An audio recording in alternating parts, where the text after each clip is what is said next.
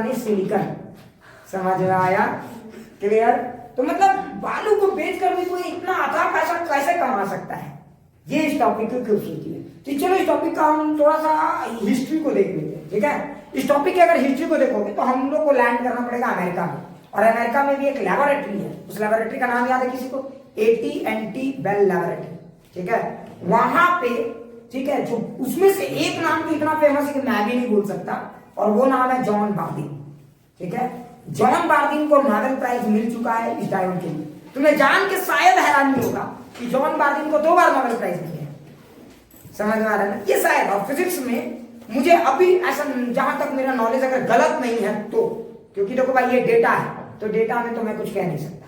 John बार्दिन ही एक ऐसे इंसान है पूरे फिजिक्स में जिनको 2 बार नोबेल प्राइज मिला है, ठीक है। जैसे मैडम मैरी क्यूरी को जो है, उनको 2 बार नोबेल प्राइज मिला है, एक बार फिजिक्स में, एक बार केमिस्ट्री में। लेकिन जॉन बार्दिन को नोबेल प्राइज 2 बार सिर्फ फिजिक्स में मिला है। ये खूबसूरती।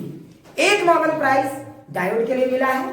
तुम सोचो इस टॉपिक की खूबसूरती का अंदाजा देखो। वो डायोड जो हाथ में भी नहीं आता, एक अगर मुट्ठी उतारोगे तो कितने सारे डायोड्स आ जाएंगे। सोचो एक छोटे से चीज के लिए नोबेल प्राइज मिला, आखिर ऐसा क्या है इस छोटे चीज में? हम लोग ये चीज देखिए, ठीक है। पहला, और एक नोबेल प्राइज इनको मिला है सुपर कंडक्टिविटी के लिए, ठीक है, जिसमें हम लोग बोलते हैं कूपर थ्योरी। समझ में आ रहा है? BCS थ्योरी एक है, ठीक है। बार्दिन, कूपर और श्रीफर, ये 3 लोगों ने मिलकर सुपर कंडक्टिविटी के थ्योरी को डेवलप किया था। ये हम लोग पढ़ेंगे मैग्नेटिज्म में, ठीक है, डायमैग्नेटिज्म में पढ़ेंगे कि सुपर कंडक्टिविटी एक्चुअली होता कैसे है, ठीक है। तो एक नोबेल प्राइज वहां से मिला है, ये एकदम फैक्ट। अब तुम बोलोगे कि सर, तो जॉन बार्दिन इतने 2 नोबेल प्राइज जीतने वाले एकमात्र शख्स हैं। बिल्कुल, यही खूबसूरती है इस इंसान की, ठीक है। हाँ, अब दूसरा, अब मैं तुम्हें एक और कहानी सुनाता हूँ। जब जॉन बार्दिन प्लेन में चल रहे थे, ठीक है, प्लेन में नहीं, या जब उन्होंने ये छोटे से चीज का इन्वेंशन किया था, प्लेन वाली कहानी बहुत बात की है। उन्होंने छोटे से चीज का इन्वेंशन जब किया था, तो जॉन बार्दिन को एक पत्रकार आके पूछता है कि ये जो छोटा सा चीज आपने इन्वेंट किया, इसका क्या फायदा है, फ्यूचर में ये क्या होता है? जैसे भाई मान लो हमने कुछ छोटा सा चीज, देखते नहीं हम लोग थोड़ा सा 3x को y कर देते, तो हम लोग बोलते भाई हम लोग तो हैं। तो जो एक आदमी सीधा x से बना दिया, समझो बात को, हाँ, तो वो तो भाई मार्केट में आके बोलेगा ना कि हमने कुछ बनाया। तो AT&T बेल लैबोरेटरी ने अनाउंसमेंट कर दिया 1947 और 1948 में कि हमने एक बहुत ही लाजवाब सा चीज बनाया। और पत्रकार लोग को तो जानते हो, जहां देखो वहां वो आ जाते हैं, भैया इसका क्या यूज है, हाँ, समझ में आया। और जॉन बार्दिन के उस रिप्लाई को सुनोगे तो शायद तुम्हारा दिमाग दुरुस्त हो जाएगा। जॉन बार्दिन ने सिर्फ एक ही स्टेटमेंट उससे बोला था, what is the use of new born baby? ये बताइए मुझे। नहीं समझ में आया? जब एक बच्चा पैदा लेता है तो उसका यूज क्या है, सिर्फ ये मुझे बता दो, तो मैं बता दूंगा कि मेरे डिवाइस का यूज क्या है। समझ में आया? और मैं सच बताता हूं कि शायद जिस तरह से एक बच्चा पैदा लेता है और माँ बाप एक्सपेक्ट नहीं कर सकता है कि वो बच्चा क्या कर सकता है, उसी तरह से जॉन बार्दिन को भी ये कभी एक्सपेक्टेशन नहीं था कि छोटा सा डिवाइस गुल कितना बड़ा खिलाएगा और माँ बाप का कितना नाम रोशन कराएगा। ये वाला बात भाई जॉन बार्दिन के भी पल्ले नहीं पड़ा था। सोचो, जॉन बार्दिन माँ बाप, मतलब समझो बातों को, और वो छोटा सा डिवाइस कौन सा है? डायोड है बता। समझ में आ रहा है? ये नन्हा कब समझ में आ रहा है ना, ये लाल कब पीला हो गया, जॉन बार्दिन को भी पता नहीं चला। ये इस टॉपिक की खूबसूरती है। समझ में आ रहा है? और मैं सच बता रहा हूँ, तो अभी जितने भी गैजेट्स सबके हाथ में है, अभी की दुनिया बिना गैजेट्स की नहीं चलती। देखो मैं भी अपना गैजेट्स लगता छोड़ दिया हूँ, समझो बात को। तो देखो मेरे को भी अब लग रहा है कि मैंने कुछ छोड़ दिया। मतलब ये जॉन बार्दिन का कमाल है। समझ में आ रहा है ना? वो सबके यहाँ पे जाके बस गए हैं, उनका बनाया हुआ, उनका लाल देखो, और सबके दिमाग को पीला कर रहा है ना? तो ये खूबसूरती है, ठीक है। और मैं तुम्हें बताता हूँ, जब 40-50 साल बाद, 40 साल बाद उसी पत्रकार से जब वो फिर मिले प्लेन में, ठीक है, तो पत्रकार को बोले कि आप बताओ मेरा बेटा क्या कर रहा है। समझ में आया?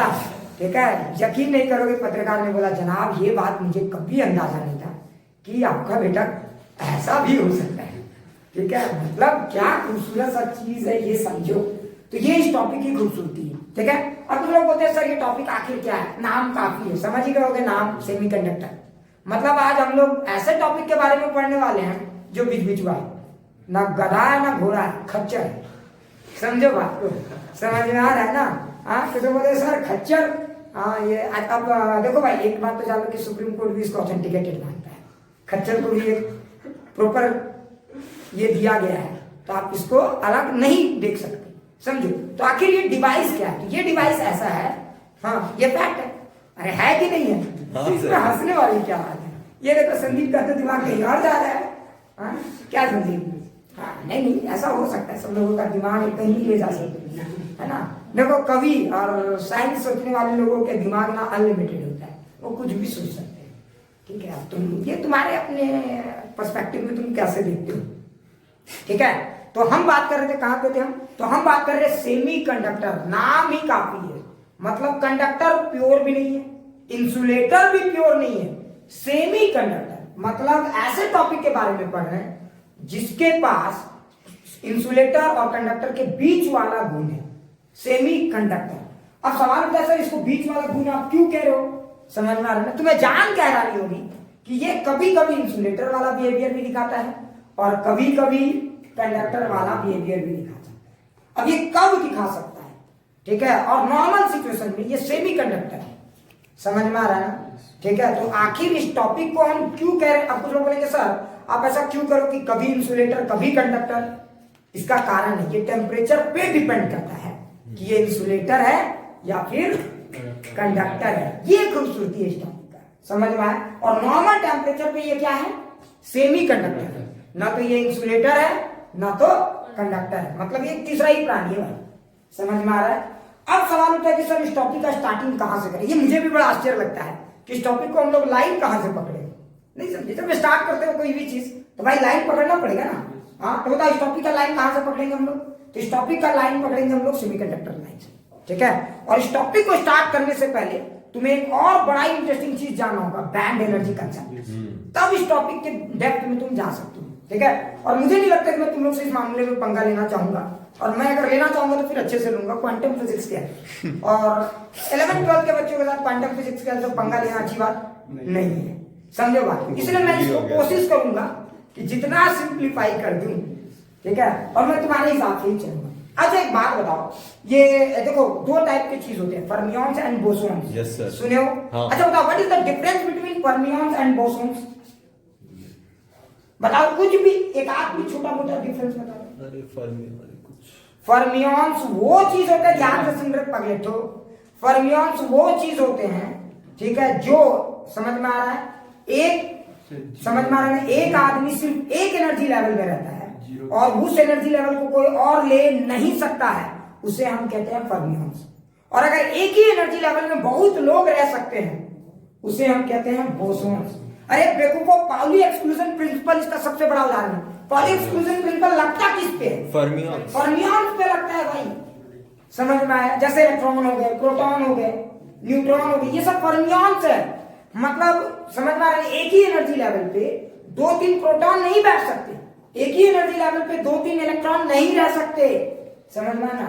तो ये पॉली एक्सक्लूजन प्रिंसिपल में पढ़ा होगा। एक ही एटम में बहुत सारे इलेक्ट्रॉन्स हैं, एक ऑर्बिट में भी बहुत सारे इलेक्ट्रॉन है, लेकिन सबके पास क्या सेम एनर्जी है? नहीं है भाई। ये वैसा ही है जैसे एक सिनेमा हॉल में एक सीट पे 2-3 लोग तो नहीं बैठ सकते ना। हाँ, एक सिनेमा हॉल में अगर सीट नंबर 1 है तो सीट नंबर 1 में बोलो कौन बैठेगा? कोई एक ही बैठेगा ना, फलाना कि ढकाना उसके ऊपर जाके बैठ जाएगा, मारपीट होना शुरू हो जाएगा। तो जिस तरह से एक सिनेमा हॉल में याद रखना, एक सीट में एक आदमी से ज्यादा अलाउड नहीं है, उसी तरह से समझ में आ रहा है। अगर हम एनर्जी स्टेट्स की बात करें, ठीक है, तो अगर एक एनर्जी स्टेट में एक से ज्यादा लोग अलाउड नहीं है, उस तरह के मटेरियल्स को हम कहते हैं फर्मियंस। लेकिन जैसे फोटॉन्स क्या है? बोसॉन्स में आते हैं। मतलब एक फोटॉन्स, समझ में आ रहा है, बहुत सारे फोटॉन्स एक एनर्जी लेवल में रह सकते हैं। समझ में आ रहा है? अगर इस रूम में मान लो बहुत सारे फोटॉन्स तो हैं, तो ऐसे बहुत सारे ऐसे फोटॉन्स होंगे जिनके पास क्या होगा? सेम एनर्जी लेवल्स होगा। मतलब एक सिनेमा हॉल में अगर दोस्ती यार इतनी अच्छी कंधे के ऊपर बैठा, आप अपने बेटे को मान लो फ्यूचर में कभी लेकर बैठा उठा के चला के दिखा रहा, मान लो मैं ही अपने बेटे के साथ चला गया, सीट नहीं मिला, मैंने बोला ले मेरे कंधे पे बैठ के मूवी देख, तो बताओ वो तो एक ही जगह पे बैठा ना। तो ये बोसॉन्स हो गए हम लोग, हम और हमारा बेटा बोसॉन्स हो गए। अब फर्मियंस नहीं रहे। बात को समझने की कोशिश करो, मैं क्या कहना था समझ में आया? तो फर्मियंस क्या होता है समझ में आया? तो बताओ पॉली एक्सक्लूजन प्रिंसिपल कौन फॉलो करता है? फर्मियंस। अगर ध्यान दे, अगर आपको किसी भी डिवाइस को समझना है, ठीक है, कोई भी चीज, एक चीज तुम्हें आज बहुत इंटरेस्टिंग फैक्ट्स बताऊंगा, शायद तुम्हें इस बात की जानकारी नहीं। तो जब हम सेमीकंडक्टर लेना चाहते हैं तो कौन से ग्रुप को लें? तो ग्रुप नंबर 4 को लेते हैं, जिसमें कार्बन वाला लाइन आता है, गेम को समझने के लिए। ठीक है, हम किसको ले रहे हैं? ग्रुप नंबर 4 को, कार्बन वाली लाइन को। अब कुछ लोग बोलेंगे सर कार्बन ही क्यों? समझ में आ रहा है ना? क्योंकि देखो कार्बन के पास 4 बैलेंस इलेक्ट्रॉन है। कार्बन हमेशा कंफ्यूज रहेगा, ले या दे। हाँ समझो बात को, ये हमेशा कंफ्यूज रहेगा ले या दे। तो अगर आप कार्बन वाले लाइन को लोगे तो ग्रुप 4 में कौन कौन आते हैं? कार्बन, सिलिकॉन, जर्मेनियम और एसएन, है ना? ये 4 लोग आते हैं। लेकिन खूबसूरती क्या है, कार्बन इस ग्रुप में सिलिकॉन और जर्मेनियम की बात हम लोग जम के कर रहे हैं, बट कार्बन की बात क्यों नहीं कर रहे? कार्बन क्या है ये बताओ? कार्बन क्या है? सेमीकंडक्टर डिवाइस नहीं है क्या? और अगर तो कार्बन में ऐसा क्या है और सिलिकॉन में तुरंत अचानक से ऐसा क्या हो जाता है? तो कार्बन इंसुलेटर है, इसका कारण है इसका साइज। कार्बन है छोटा, समझ में आ रहा है? अरे भाई अगर कार्बन छोटा है, जरा सोच, तो अगर कार्बन छोटा है तो बताओ इसके इलेक्ट्रॉन पे इसका पकड़ तगड़ा है, ये इलेक्ट्रॉन को आसानी से लूज नहीं कर सकता। दैट्स व्हाई कार्बन क्या है? आपका इंसुलेटर है। अरे बोल, समझ में आ गया? अच्छा, कार्बन इंसुलेटर छोटा होने के कारण, और ये क्या है? एसन मेटल है। क्यों? क्योंकि ये बड़ा है भाई, समझ में? इसके इलेक्ट्रॉन इससे दूर है तो ये आसानी से इलेक्ट्रॉन को लूज कर सकता है। तो कंफ्यूज कौन रहे? ये कंफ्यूज है नहीं, ये कंफ्यूज है नहीं, ये कंफ्यूज है नहीं कि हमें देना है कि लेना है, ये कंफ्यूज है नहीं। तो कंफ्यूज सिर्फ ये 2 लोग हैं, समझ में आ रहा है? दैट्स व्हाई हम लोग सेमीकंडक्टर डिवाइसेस में जनरली सिलिकॉन और जर्मेनियम के बारे में पढ़ते हैं। एसएन के बारे में ज्यादा डिटेल से लोग नहीं ध्यान देते। समझ में आ गया? क्लियर? अब बताओ, किसी को कुछ डाउट? सर आप बोलो।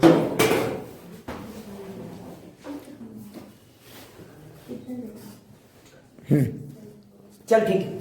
तो देख, हाँ, तो मैं क्या बोल रहा था? कार्बन है ना, तो मैं बोल रहा था कि ये इंसुलेटर वाली प्रॉपर्टी दिखा रहा है। क्यों भाई? इसका साइज। अरे ये इंसुलेटर वाली प्रॉपर्टी क्यों दिखा रहा है? इसका साइज, ये बहुत छोटे साइज का है ना, तो न्यूक्लियस का इलेक्ट्रॉन पे पकड़ कमजोर है या मजबूत है?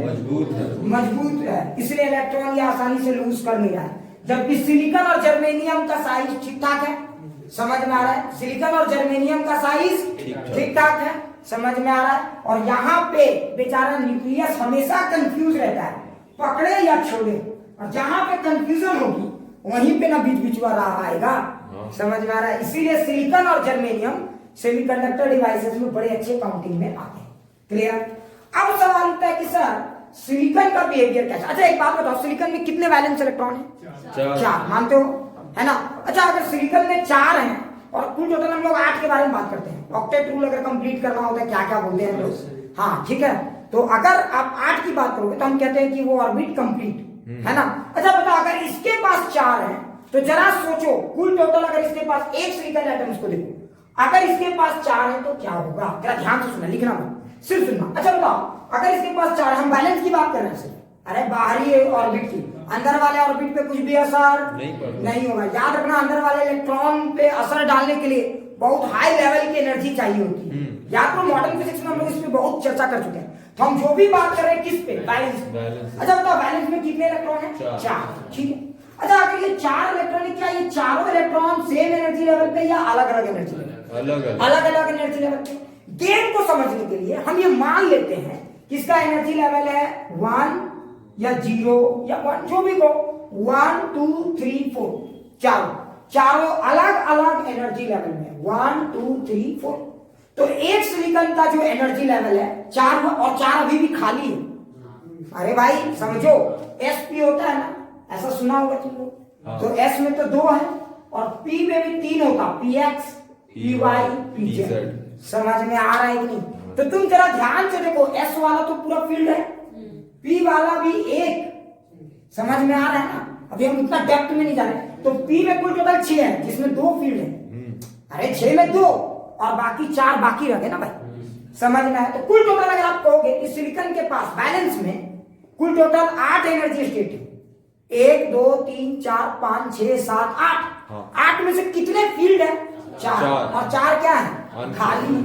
अच्छा मानते हो नहीं बात भाई? ठीक। तो 1 2 3 4, ठीक है। अब जरा सोचो, अच्छा यहाँ पे ट्विस्ट नहीं है, ट्विस्ट का। अच्छा तो एक और सिलिकॉन बहुत दूर है और उसका इसे कोई रिश्ता नाता नहीं। आज तुम्हें शायद पाउली एक्सक्लूजन प्रिंसिपल और मजा से समझ में आ रहा है। देख ये भी बहुत दूर है, पता इसका इलेक्ट्रॉन के पास 1 2 3 4 वाला एनर्जी होगा कि नहीं? होगा।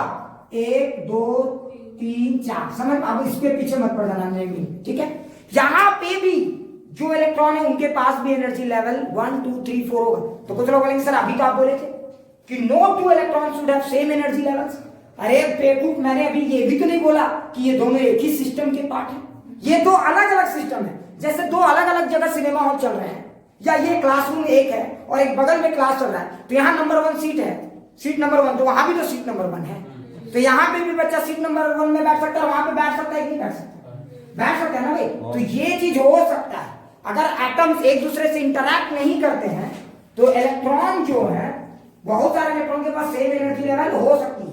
लेकिन हाँ, ये यहाँ पे ऐसा नहीं कि 1 जो है इसका भी हो, इसका भी हो, इसका भी हो, नहीं। समझ में आ रहा है? ये दोनों नॉन इंटरैक्टिंग होने चाहिए। क्लियर? लेकिन जरा सोचो तब क्या होता है जब हम दो सिलिकॉन को सामने लाते हैं। जैसे सोचो, मेरा मन क्या कि क्लासरूम छोटा है, वो क्लासरूम छोटा है, तोड़ के मिला दिया जाए। तो अब बताओ, अगर हम इन दोनों क्लासरूम को मिला दे तोड़ के, तो बोलो क्या होगा? जरा सोचो, गेम में क्या ट्विस्ट आएगा, ये सोचो, मजा आ जाएगा। अगर आप मिक्स करोगे दोनों क्लासरूम को, तो अब तो ये इंटरैक्टिंग सिस्टम होगा। अब पहले एक्सक्लूजन प्रिंसिपल इन दोनों पे लगेगा। मतलब यहाँ पे जिसको आगे बैठने का आदत है और जिसको यहाँ पे आगे बैठने का आदत है, दोनों में मार होगा कि नहीं? मान लो अम्मा को हमेशा आगे बैठने का आदत है और पश्चिमी को भी हमेशा 1 नंबर ही सीट चाहिए। अब दोनों जब क्लास मिक्स हो गया तो सीट नंबर 1 तो अब एक ही ना है भाई। अब दोनों में मार होगा कि नहीं? पश्चिमी बोलेगी हम बैठेंगे, अम्मा बोलेगी हम बैठेंगे। तो बताओ बात क्या होगा, जरा सोचो। समझ में आ रहा है ना? तो तुम समझ गए होगे मैं क्या कहना चाह रहा हूं। अब 1 नंबर जो सीट है, चाहे वो आमना लेगी या पश्चिमी ले, बात तो समझो। तो फिर अगर आमना ले लेती है वो सीट या थोड़ा सा कम एडजस्ट करती है, तो पश्चिमी कहां पे चलेगी? 1 से थोड़ा ज्यादा पे बैठेगी। बात समझ में आ रहा है मैं क्या कह रहा हूं? तो समझने की कोशिश करो। अब 1 नंबर पे ही दोनों अड़ गए, समझ में आ रहा है ना? तो हो सकता है कि 1 नंबर पे दोनों अब अड़ गए हैं जाके, तो अगर 1 नंबर आमना ले लिया तो पश्चिमी उसके जस्ट बाजू में बैठेगी। समझ में आ रहा है? तो जरा सोचो, अगर इसके पास भी 1 जूल एनर्जी है, समझाने के लिए, इसके पास भी 1 यूनिट एनर्जी है, दोनों को मिला दोगे तो बताओ क्या ये इलेक्ट्रॉन और ये इलेक्ट्रॉन दोनों क्या 1 1 में रहेंगे? क्या 1 एनर्जी? अब आप देखोगे कि 1 जूल में कितने इलेक्ट्रॉन, क्या 2 मिलेंगे? ना ना ना ना। अगर आप 1 जूल में ढूंढोगे तो अभी भी 1 ही मिलेगा। तो फिर सवाल क्या, दूसरा कहां गया? दूसरा उससे चाहे थोड़ा सा ऊपर होगा या थोड़ा सा नीचे होगा, 0.99 में रहेगा या फिर 1.01 में रह सकता है। अब समझो। अच्छा ये खेल तो, अच्छा एक बात बताओ, तो जरा सोच, एक सेकंड लिखना मत, सिर्फ सुनो। अगर हम बात करें तो यहां से लेकर यहां तक देखो, 1 2 3 4, ये वाला एनर्जी है हमारा। अरे यही एनर्जी है ना भाई, इसी में रहने का सबको शौक है ना। सिलिकॉन की ये जो 4 इलेक्ट्रॉन है और ये जो सिलिकॉन के 4 इलेक्ट्रॉन है, सबको इसी में रहने का शौक है। अच्छा एक बात बताओ, तो यहाँ पे ये 4 थे तो सब एक एक में थे कि नहीं थे? लेकिन सोचो 2 सिलिकॉन आ गए। अब बताइए यही 4 जूल एनर्जी कितने लोगों में बटेगा? अब यही 4 जूल एनर्जी 8 लोगों में बटेगा। अरे बोलो बटेगा कि नहीं? तो अगर यही 4 जूल एनर्जी 8 लोगों में बटेगा तो अब इस तरह से 8 ये बन जाएगा ना। समझ में? अच्छा सोचो, सिर्फ 2 सिलिकॉन के एटम को अगर आप सामने लाके कुछ सिलिकॉन का क्रिस्टल बनाए या कुछ बनाए, सिस्टम बनाए, तो 8। अगर सोचो 3 ले आए तो 12। सोचो वही 4 जूल में 12 लोगों में डिवाइड होगा भाई, समझो। और अगर सोचो वही 100 ले आए तो 400। अब सोचो यार 400 लाइन खींचोगे तो ये अलग अलग एनर्जी लेवल दिखेगा या कंटिन्यूअस दिखने लगेगा? कंटिन्यूअस दिखने लगेगा। और ये तो सिर्फ 100 लिए तब ना। और अगर सोचो बिलियंस, ट्रिलियंस और एन में चले जाओ, where N is in number of moles, N number of moles में है, तो सोचो इसकी तो खैर ऐसी की तैसी हो जाएगी। मतलब आप सिर्फ 1 से लेकर 4 के बीच में जितने भी एनर्जी लेवल तुम ढूंढोगे, कोई ऐसा एनर्जी लेवल खाली मिलेगा जिसमें एक आध इलेक्ट्रॉन ना मिले? तो बोले भैया निकल जाओ 1.00002 3 4 5 6 7 वाला कोई है? एक बोले जनाब हम हैं। समझने की कोशिश करो। मतलब 1 से लेकर अगर 4 के बीच में तुमने एनर्जी को डिवाइड कर दिया, समझो, तो इतनी से छोटे से एनर्जी में अगर करोड़ों करोड़ों को अलग अलग एनर्जी लेवल देने लगे, समझने की कोशिश करो। तो यानी यहाँ पे अब बोलो कितने स्टेट हो गए? समझ में आ रहा है ना? तो अगर तुम n सिलिकॉन को एक दूसरे के साथ अरेंज करते हो तो बता इतने में ही ये 4 जूल को ही अब कितने स्टेट्स में डिवाइड करना होगा? 4n states. और बताओ, अब बताओ क्या 2 स्टेट के बीच का क्या दिखेगा या नहीं दिखेगा? नहीं दिखेगा। और ये लगभग आपको कैसा दिखेगा? कंटिन्यूअस दिखेगा कि नहीं दिखेगा? और ये कंटिन्यूअस दिखेगा और इसी को आप क्या कहते हो बताओ? बैंड। अरे बैंड कहते हैं भाई, समझ में आया? कंटिन्यूअस एनर्जीज जो होते हैं ना वही बैंड कहलाते हैं। आप समझ में आया? अरे जो बैंड पहनते हो ना कंटिन्यूअस, तो ये अब आपको कंटिन्यूअस दिखेगा। और मैं तुम्हें बताऊं तो अगर तुम सच देखोगे ना तो ये वाला इतने में नहीं, अब तुम देख इतना से इतने के बीच में सब के सब है, यही आपका बैंड है। समझ में आ रहा है या नहीं? अच्छा एक बात बताओ, सिर्फ क्या बैंड यहीं पे भरा वाला ही बनेगा या खाली वाला का भी बनेगा? जिसका भी फिलहाल कोई है नहीं लेकिन होने का चांस है, अरे वहां पे भी एनर्जी है। ये कोर एंड स्टेट्स कौन से स्टेट हैं? ऑक्युपाइड स्टेट्स हैं, फील्ड स्टेट्स हैं, है ना, जहां पे इलेक्ट्रॉन थे। और खाली वाले भी तो कंबाइंड हो रहे थे, जहां पे इलेक्ट्रॉन अभी नहीं है लेकिन हो सकते हैं कभी फ्यूचर। फ्यूचर की बात करते हो और फ्यूचर का सोचते नहीं हो। तुम्हें सबसे पहले फ्यूचर चिल्लाता रहता है, फ्यूचर का सोचता क्या नहीं। तो जरा सोचो, तो यहाँ पे फॉरेन स्टेट्स आपको दिख गए एन सिलिकॉन के लिए, तो ऊपर में भी तो फॉरेन स्टेट दिखेगा, ठीक है। और यहाँ पे भी आपको एक स्टेट दिखेगा, समझ में? और इसे भी हम क्या कहेंगे? बैंड। लेकिन एक चीज बताओ तुम लोग, अगर जरा ध्यान से देखो, इस बैंड और इस बैंड की क्या खासियत है? हाँ, एक बैंड जो है वो फील्ड है, जहां पे इलेक्ट्रॉन है, जहां पे इलेक्ट्रॉन है। एक और बात बताओ, अगर किसी आदमी ने इसको एनर्जी से रिप्रेजेंट किया तो बताओ क्या यहाँ पे इलेक्ट्रॉन को ड्रॉ करना और यहाँ इलेक्ट्रॉन ड्रॉ करना सही है गलत है? गलत है भाई। सोचो क्यों गलत है? किसका मतलब वो एक ही है, ये गलत है। लेकिन लोग कर देते हैं ड्रॉ, तो हम मना भी नहीं करते। ठीक, समझने की कोशिश करो, समझ में आ रहा है ना? तो देखो, यानी यहाँ पे सोचो इस बैंड में अलग अलग जगह पे बहुत सारे, अच्छा इस बैंड में ये पूरा फील्ड बैंड है ना, और जो बैंड फील्ड है उस बैंड को हम लोग क्या कहते हैं? वैलेंस बैंड, समझ में? और इसी बैंड को हम लोग क्या कहते हैं? Valence band. अरे क्लियर? ये वाला बैंड हो गया वैलेंस बैंड। वैलेंस बैंड वो बैंड है, समझ में आ रहा है, एनर्जी का वो बैंड है। अच्छा ये बैंड क्या एक एटम में दिखेगा या सिस्टम ऑफ एटम्स में दिखेगा? System of atoms. क्या ये सही में ऐसा होता है? ना, ऐसा कुछ नहीं होता। इलेक्ट्रॉन जहां है वैसे ही है, ये सिर्फ उन इलेक्ट्रॉन की क्या बता रहा है? काउंट एनर्जी लेवल्स को रिप्रेजेंट करता है। नहीं समझ में आ रहा? इलेक्ट्रॉन समझ में आ रहा है मैं क्या कह रहा हूं? क्लियर? जैसे हाँ, ऐसा नहीं है कि कोई इलेक्ट्रॉन यहाँ है, सच में यहाँ कोई नहीं है। एनर्जी सब अपने अपने न्यूक्लियस के साथ ही है, समझ में आ रहा है? ये बस समझाने के लिए मैं बता रहा हूँ। हो सकता है कि एक इलेक्ट्रॉन अपने न्यूक्लियस के साथ है और जिसकी एनर्जी है 1.02, ये वाला इलेक्ट्रॉन। एक इलेक्ट्रॉन हो सकता है अपने न्यूक्लियस के साथ है, उसकी एनर्जी 1.03, हम इसकी बात कर रहे हैं। एक इलेक्ट्रॉन ऐसा है जिसकी एनर्जी है 2, तो हम इसकी बात कर रहे हैं। समझ में आया? और ये इलेक्ट्रॉन्स को हम लोग क्या कहते हैं? बैलेंस। जो बैंड है उसको क्या कहते हैं? बैलेंस। क्लियर? अच्छा एक बैंड ऐसा भी है जो खाली है, समझो। ये खाली है, इसका मतलब क्या हुआ? खाली है इसका मतलब क्या हुआ? हाँ, फ्यूचर में इसमें इलेक्ट्रॉन हो सकता है, और इस बैंड को हम लोग क्या कहते हैं? Conduction band. अब तुम लोग बोलेंगे सर कंडक्शन बैंड क्या होता है ना? एक और बैंड होता है फ्री एनर्जी, एक और होता है फ्री एनर्जी। अच्छा कोई मुझे बता सकता है फ्री एनर्जी और कंडक्शन बैंड में क्या अंतर है? सोच देखो भाई, इसमें क्या अंतर है मैं तुम्हें बताता हूँ, जरा समझो। अब मान लो कि मेरे पास ये बॉटल है ना, घटिया सा बॉटल है, ठीक है। अच्छा जरा सोचो, इस बॉटल मेरे पास है, तो ये भी मेरे पास है, मतलब कंडक्शन बैंड न्यूक्लियस के पास है। लेकिन सोचो इस बॉटल को दो तरीके से मैं लोगों को दे सकता हूँ, है ना। अगर कोई मुझे थोड़ा सा पैसा देता है कि सर 2 रुपया देता हूँ, ये बॉटल को दीजिए देखने के लिए, तो देखने के लिए मैंने दिया है कुछ देर के लिए। मतलब इस बॉटल से मैंने कुछ देर के लिए अपना पकड़ खोया है, परमानेंट पकड़ नहीं खोया है। बात समझो। तो अगर आपने अगर कोई ये सिलिकॉन, समझ में आ रहा है ना, अगर सिलिकॉन का एक आध इलेक्ट्रॉन, जरा ध्यान से सुना, सिलिकॉन का अगर एक आध इलेक्ट्रॉन लाता, जैसे गार्जियन घर में होते हैं कि नहीं, हाँ, तो गार्जियन अगर घर में है तो उनके बच्चे अगर घर के अंदर ही रह के बैठ के बढ़िया से पढ़ रहे हैं, मतलब बच्चे बैलेंस बैंड में, समझो बच्चे किस बैंड में?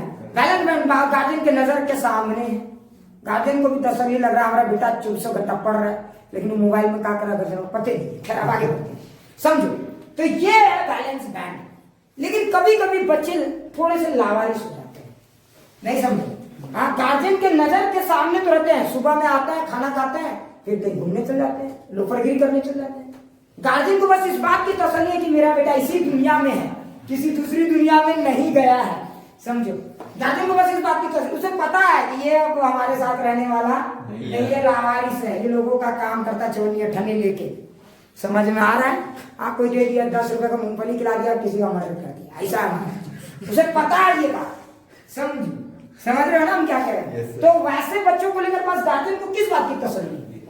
बस जिंदा है ना भाई, हम हाँ ठीक है, कभी आता है ना, मिलते मिलते चला जाता है ना। हाँ, तो वैसे इलेक्ट्रॉन की क्या खासियत है, वो दूसरी दुनिया में तो नहीं गए ना, हाँ वो गार्जियन के साथ है ना। तो जो इलेक्ट्रॉन यहाँ पे होते हैं, समझ में आ रहा है, जो कंडक्शन बैंड में होते हैं, वैसे ही लावारिस टाइप के बच्चे हैं, गार्जियन के पूरे पकड़ में नहीं है, वो दूसरे के इन्फ्लुएंस में आ जाते हैं। अगर तुम इलेक्ट्रिक फील्ड दे दोगे, ये करंट कैरी करने के लिए तैयार हो जाएंगे, समझ में आ रहा है। तो करंट कौन कैरी करता है, यहाँ वाले इलेक्ट्रॉन या यहाँ वाले इलेक्ट्रॉन? यहाँ वाले इलेक्ट्रॉन। ये लावारिस है, गार्जियन का बात मानते नहीं, ये फ्री टू मूव है। क्यों भाई? क्योंकि गार्जियन का इनपे उतना अच्छा पकड़ नहीं है। लेकिन अब अच्छा तरह सोचो, अगर तुम यहाँ के इलेक्ट्रॉन को बहुत एनर्जी दे दो तो क्या होगा? ये दूसरी दुनिया में चला जाएगा, फ्री हो जाएगा। आयनाइजेशन एनर्जी याद करो, जो जीरो होता है। तो बता, अगर रियल बैंड बात करें तो कंडक्शन बैंड वाली एनर्जी और ये बैलेंस बैंड वाली एनर्जी निगेटिव होनी चाहिए कि जीरो या पॉजिटिव होनी चाहिए? रियलिटी में निगेटिव होनी चाहिए। अरे निगेटिव में होनी चाहिए भाई, जीरो का मतलब तो फ्री होता है ना। अरे जीरो का मतलब क्या होता है? फ्री होता है। बात समझो, मतलब रियलिटी में ये सब निगेटिव है, ये ज्यादा निगेटिव है और ये कम निगेटिव है, और जीरो का मतलब फ्री भाई।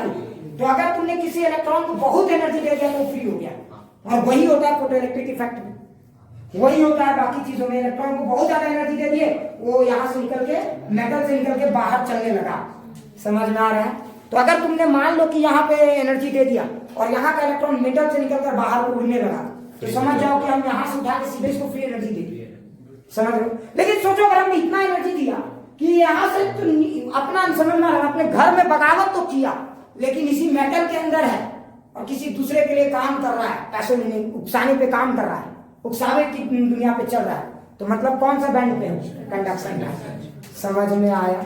अच्छा अब जरा सोचो, कंडक्शन बैंड, अब तुम्हें पता है, तुम्हें को बैलेंस बैंड का जो मैक्सिमम एनर्जी होता है, बैलेंस बैंड की जो मैक्सिमम एनर्जी होती है, उसे रिप्रेजेंट करते हैं ईवी से। अच्छा, समझ में आया? Energy of balance band, maximum energy, समझ में आ रहा है। और कंडक्शन बैंड की जो मिनिमम एनर्जी होती है, उसको किसे रिप्रेजेंट करते हैं? ईसी से। क्लियर? अब कुछ भी समझ में आ रहा है कि जा रहा है? एकदम ईमानदारी से, एकदम क्लियर। और देखो, इन दो बैंड के बीच में कुछ गैप होता है, अरे होता है ना भाई, हाँ, और इस गैप को क्या कहते हैं? Forbidden energy gap. और ये है इजी, समझ में आया? Energy gap, and this gap is said to be forbidden energy gap, और हम इसे रिप्रेजेंट करते हैं ईजी से। समझ में आया? अरे बोल, क्लियर हो गया? अब एक सेकंड, थोड़ा सा ध्यान सुन, बैठ के पूरी क्लास में, ठीक है? थोड़ा सा ध्यान से सुन, यहां तक समझ में आ गया? अच्छा तू जरा सोच, हमने क्या क्या चीज बताया, समझ में आया कि नहीं आया? तो बताओ। अच्छा एक बात बताओ, ये जो हमने बोला conduction band, valence band, reality में क्या है, अब समझ पाए? क्या बैलेंस बैंड में इलेक्ट्रॉन होते हैं? नहीं। इलेक्ट्रॉन कहां पे है? अपने न्यूक्लियस के साथ है, अपने पेरेंट के साथ है। तो फिर सवाल उठता है, समझो बात को समझो। अच्छा एक बात मुझे बताओ, तुम लोग थोड़ा फील करके बताओ, अगर सही में समझ में आया तो मुझे बताओ, जरा देखते तुम लोग समझ पाएंगे। ये हमारा बैलेंस बैंड है और ये हमारा कंडक्शन बैंड है। ये जो गैप है इसे कहते हैं फॉरबिडन एनर्जी गैप, एफईजी, या कुछ लोग कुछ भी लिख सकते हो। ये गैप है इजी, समझ में आया? वो वाला इजी नहीं, कपड़ा धोने वाला नहीं, ठीक है? इजी, ये एनर्जी गैप है। अच्छा एक बात बताओ, कौन सा इलेक्ट्रॉन अपने पेरेंट के साथ, ये बैलेंस बैंड में कौन सा इलेक्ट्रॉन अपने पेरेंट के साथ बहुत स्ट्रांगली ये नहीं है, टाइटली ये कनेक्टेड नहीं है, स्ट्रांग इमोशंस नहीं है? कौन वाला? हाँ, जो ईवी पे है, जो इलेक्ट्रॉन्स इधर है, वो अपने गार्जियन के साथ उतने स्ट्रांगली कनेक्टेड नहीं है, समझ में आया? अच्छा यहाँ पे कौन से इलेक्ट्रॉन, समझ में आया? यहाँ पे कौन सा इलेक्ट्रॉन बहुत ज्यादा लावारिस है, कोई लाभ शर्म नहीं है गार्जियन के सामने? हाँ, जो इसी से ज्यादा ऊपर है। समझ में अब आ गया, एकदम क्लैरिटी आ गई, समझ में आया? अच्छा सोच, अब यहाँ पे अगर मैंने किसी इलेक्ट्रॉन को दिखाया, सच में क्या यहाँ पे कोई इलेक्ट्रॉन है? नहीं। ये एक लॉजिकल आइडिया है। ये इलेक्ट्रॉन कहाँ मिलेगा? किसी न्यूक्लियस के पास मिलेगा, बस उसके पास उतनी एनर्जी। समझ में? अब कंसेप्ट समझ में आ गया, बैंड की कहानी क्या है? अच्छा ये बैंड कब बनते हैं? क्या एक दो एटम से बनते हैं या बहुत सारे एटम के मिलने से बनते हैं? बहुत सारे एटम के मिलने से बनते हैं। अच्छा इनको बैंड क्यों कहते हैं, समझ में आया?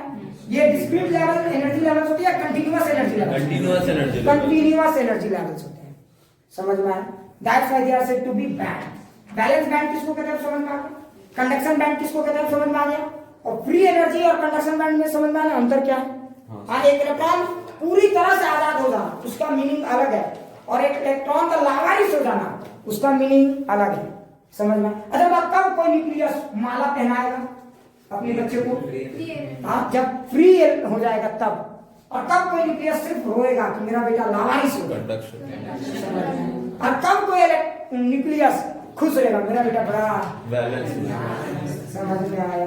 क्लियर? अच्छे से समझ में आया कि नहीं आया? तो ये वाली कहानी है। अब बोलो, यहाँ पर अगर किसी को जरा सा भी डाउट है तो पूछो। पक्का? है। ठीक है, चलो ध्यान से सुनो। हाँ, तो अभी हम यहाँ तक बता दिए, एकदम अच्छे से समझ में आ गया। तो ये हमारा कंडक्शन बैंड है, ये हमारा कौन सा बैंड है? Balance band. और ये गैप कौन सा है? Forbidden energy gap. अब तुम्हें पता है ये गैप ही ना इस सारे फसाद की जड़ है। अगर अब सोचो, अब कोई भी अरेंजमेंट, तुम मान लो कि बहुत सारे एटम को मिलाते हो तो ये सिस्टम बनता है। अब बहुत सारे एटम को मिलाओगे तो इंसुलेटर बनेगा। जैसे कार्बन के स्ट्रक्चर को मिला दिए तो वो इंसुलेटर बनेगा, या फिर कंडक्टर बनेगा, या फिर सेमी कंडक्टर बनेगा। वो किस बात पे डिपेंड करता है? यही एनर्जी गैप पे डिपेंड करता है। समझ में आया? आया कि नहीं आया? जरा सोचो, लॉजिक से सोचो। अगर ये एनर्जी गैप बहुत ज्यादा हो गया तो बोलो क्या होगा? अगर ये एनर्जी गैप बहुत ज्यादा हो गया तो बोलो क्या होगा? समझ में आ रहा है? तो अगर जरा सोचो, ये एनर्जी गैप बहुत ज्यादा हो गया, सोचो अगर ये एनर्जी गैप आपका ग्रेटर देन 3 इलेक्ट्रॉन वोल्ट या उससे भी ज्यादा, ये कोई फिक्स डेटा नहीं है, लेकिन उससे भी ज्यादा अगर हो जाए, समझ में आ रहा है? तो बताओ ये किस तरह का, समझ में आ रहा है? ये इंसुलेटर है भाई। अब ये इंसुलेटर क्यों है समझो, 3 इलेक्ट्रॉन वोल्ट से भी ज्यादा एनर्जी गैप है। क्या तुम समझ पा रहे हो ये एनर्जी गैप कितनी है? सोचो तो, 3 इलेक्ट्रॉन वोल्ट से भी अगर ज्यादा एनर्जी गैप है, अब क्या इलेक्ट्रॉन आसानी से थोड़ा सा भी एनर्जी लेकर ऊपर जाएगा? नहीं जाएगा। और आप जानते हो टेम्परेचर कौन सा एनर्जी गैप में आता है? इंफ्रारेड वाले में। अरे टेम्परेचर माने इंफ्रारेड, और इंफ्रारेड की एनर्जी हमेशा 1 इलेक्ट्रॉन वोल्ट से कम होती है। याद करो वो हाइड्रोजन स्पेक्ट्रम, मैंने आपको कंसेप्ट भी सिखाया कैसे समझ सकते हो। अरे लेमन हो गया, बाल्मर, पास्कल।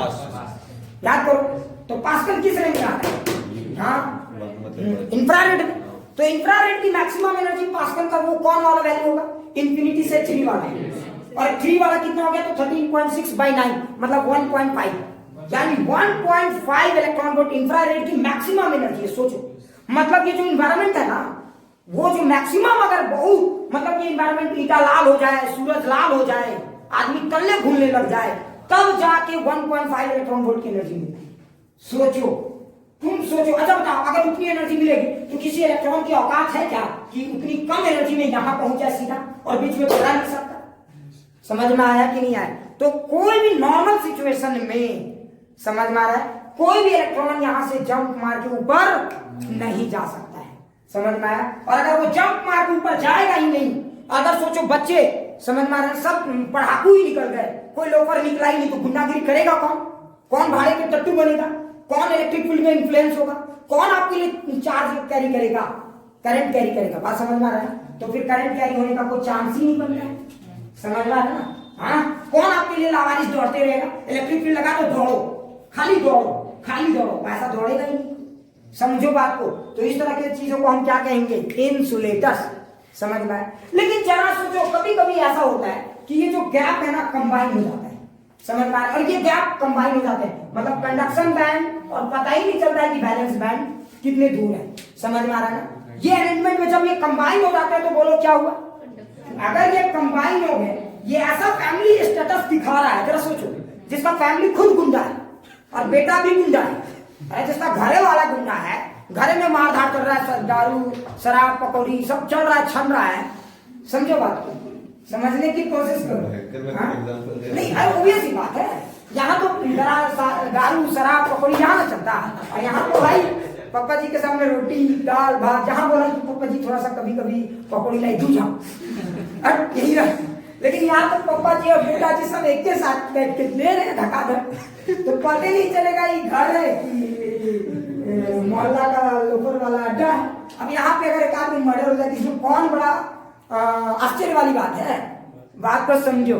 तो कंडक्शन बैंड ऐसा ही सिचुएशन है।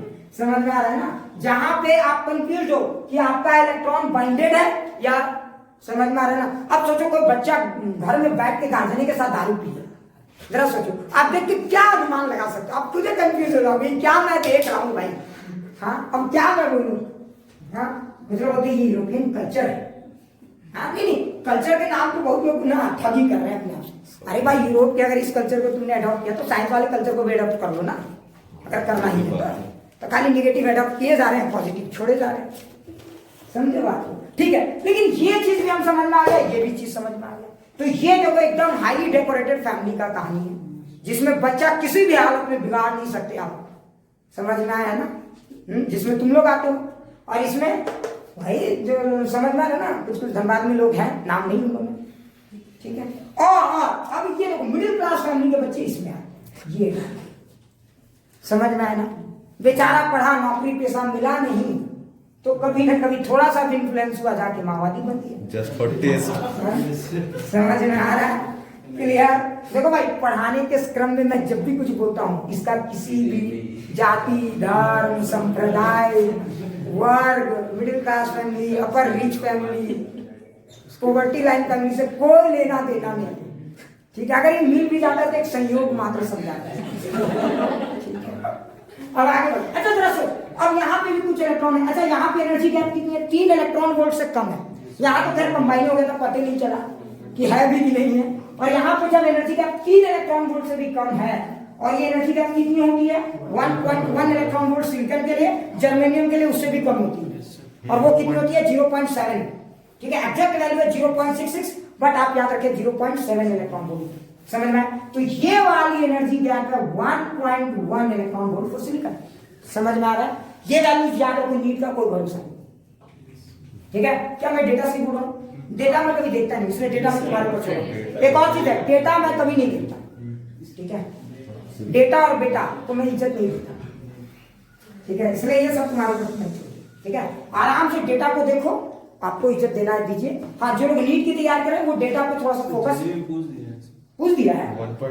आप मैं देखो, मैं कुछ कह नहीं सकता, बात को मैं पहले बोल रहा हूँ। अरे मेरा काला जमाना है, ठीक है। अब आगे बढ़ते हैं। याद करो वैक्टोप्टिक्स, मैंने बोला शिफ्ट में पूछ दिया, सेक्टर 26 शिफ्ट 2, इसीलिए मेरा पढ़ाया हुआ चीज का गारंटी नहीं दे सकता, ठीक है। अब थोड़ा सा ध्यान दें तो 1.1 इलेक्ट्रॉन वोल्ट किसकी है? सिलिकॉन की। अच्छा बताइए 1.1 इलेक्ट्रॉन वोल्ट देख के लगता है ना कि टेम्परेचर से थोड़ा बहुत इन्फ्लुएंस हो सकता है, लेकिन फिर भी ये बहुत रेयर सिचुएशन है कि नहीं? 1.1 इलेक्ट्रॉन वोल्ट, ठीक है। 1.5 मैक्सिमम वाला है, तो 1.1 बहुत आसानी से अवेलेबल हो जाए इन्वायरमेंटल टेम्परेचर में। ये इतना भी एनर्जी नहीं है, बात को समझो, है ये जरूर, लेकिन बहुत आसानी से अवेलेबल हो जाए किसी भी सिचुएशंस में, लेकिन हाँ हो जाता है ये सिचुएशन से अवेलेबल। तो बता, अब यहाँ पे बता, इलेक्ट्रॉन यहाँ से कूद के ऊपर जा सकता है कि नहीं? बिल्कुल। अरे जा सकता है ना। और जब इलेक्ट्रॉन यहाँ से कूद के ऊपर चला जाता है, समझ में आया? तो अब क्या होता है, यही इलेक्ट्रॉन जब यहाँ से कूद के ऊपर चला जाता है, तो ये इलेक्ट्रॉन ऊपर जाके क्या कैरी करने लगता है? समझ में आया? करंट कैरी करने लगता है। ये दूसरे के प्रभाव में आ जाता है, बैटरी के प्रभाव में आ जाता है। बैटरी बोलता है चल तो चलेगा, बैटरी बोलेगा रुक तो रुकेगा। मेरा कहने का मतलब समझ में आया? ये मोटिवेटेड हो जाते हैं बैटरी से, समझ में आ रहा है? और यही इलेक्ट्रॉन वहां पे क्या करंट कैरी करने लग जाते हैं। अब सवाल एक और बात है, जरा सोचो, इस घर के गार्जियन को बड़ा तकलीफ हुआ कि नहीं हुआ? हाँ सोचो, अगर इस घर के गार्जियन के इस जो न्यूक्लियस था उसके यहाँ 4 रूम थे, एक रूम तो हमेशा खाली हो गया ना। जब भी वो गार्जियन उस रूम को देखेगा, उसे वो सुना रूम सताएगा कि नहीं सताएगा? और यही सुना रूम जो उसे सताएगा, उसी को हम वॉइड्स, खाली जगह कह रहे हैं। और इमोशनली, फिजिक्स में इमोशंस को लोग किससे नापते पता है? होल्स। लेकिन रियलिटी में खाली जगह वो सुना जगह है भाई, वो क्या है? सुना जगह है। And these are said to be holes. अब एक सेकंड, कुछ लोग होल्स को ना पॉजिटिव चार्ज के बिहेवियर जैसा मानते हैं। क्या होल्स सही में पॉजिटिव चार्ज है? बिल्कुल नहीं, ये वो खाली जगह है। जब भी गार्जियन उस रूम को देखता है, उसे लगता है ओह मेरा बेटा लावारिस हो गया, बड़े दुख की बात है। समझ में आया? तो ये जो खाली जगह है ना, इसे हम क्या कहते हैं? होल्स। और जान के आपको हैरानी होगी, एक इलेक्ट्रॉन ऊपर भागा तो पता करंट सिर्फ ये कैरी नहीं कर रहा है, ये भी कैरी कर रहा है। लेकिन एक दुख की बात ये भी है, तुम सोचो, तुम इमेजिन नहीं कर सकते सर खाली जगह कैसे करंट कैरी करेगा। मैंने बोला तुम्हें कि मैं खाली जगह, खाली मतलब एक ऐसा रेगिस्तान में गया, वहां कोई था ही नहीं, मैंने फिर भी काम करवा लिया, तुम तो पागल हो जाओगे। ये सब कैसे हो सकता है? खाली जगह भी करंट कैरी कर सकते हैं, ऐसा कैसे हो सकता है? रियलिटी में खाली जगह करंट नहीं करती। करंट कैरी नहीं करते, टेक्निकली ये खाली जगह करंट कैरी करते। तो सर यही तो फिजिक्स का रूल है, इसलिए नहीं पढ़ते। ये नया वर्ड कहां से आ गया टेक्निकली? समझ में आ रहा है? तो इसको हम डिस्कस करेंगे, डोंट टेक टेंशन। यहां तक क्लियर हो गया? तो चलो हम लोग पहले यहां पे आते हैं। अब समझ में आ गया? समझ में आ गया? तो बताओ सिलिकॉन की एनर्जी गैप कितनी है, फटाक से बोलो। 1.1 सिलिकॉन की एनर्जी गैप 1.1 इलेक्ट्रॉन वोल्ट कितनी है? 1.1 इलेक्ट्रॉन वोल्ट। अच्छा बताइए कौन से, उधर से अगर कोई पूछेगा कि समझ में आ रहा है ना, तो कौन से सीरीज में ये सेटिस्फाई किया जा सकता है? हाँ, पास्कल वाले सीरीज में आ सकता है। ये समझने की कोशिश करो मैं क्या कहना चाहता हूँ, समझ रहे हो ना भाई? हाँ क्लियर, बहुत अच्छी बहुत अच्छी। ये 1.1। अच्छा जर्मेनियम का कितना है? 0.66। अच्छा बताओ तो ज्यादा कंडक्टिविटी के ज्यादा क्लोज कौन है, सिलिकॉन या जर्मेनियम? जर्मेनियम। अच्छा वही एसएन में क्या होता है?